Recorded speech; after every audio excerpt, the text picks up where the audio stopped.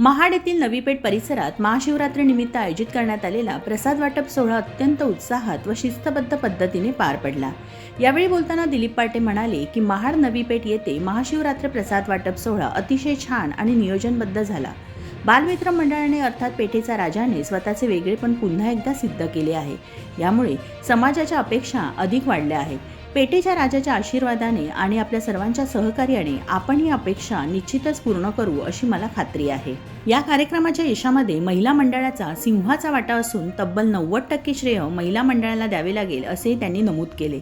महिला मंडळातील सदस्यांनी प्रसाद तयारीपासून नियोजन, व्यवस्थापन आणि वितरणापर्यंत अत्यंत मेहनत घेत कार्यक्रम यशस्वी केला।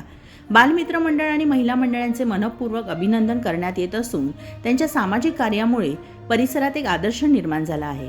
राजेंद्र कोकणेसह पल्लवी निकम, मी 24 तास, महाड। नवी पेठ बालमित्र मंडळाचे आभार मानतो। खरं तर आभार मानणं चुकीचं आहे।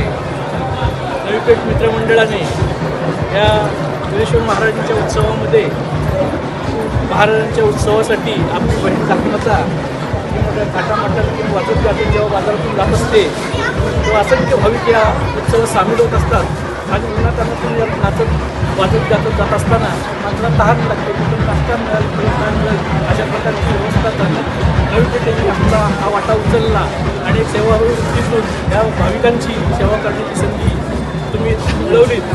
मी वीरेश्वर मंदिरातर्फे किंवा वीरेश्वर देवस्थानातर्फे तर तुमचे आभारी आहे। असंच सहकार्य वीरेश्वर देवस्थानला आपण करा आणि या उत्सवाची शोभा वाढवा।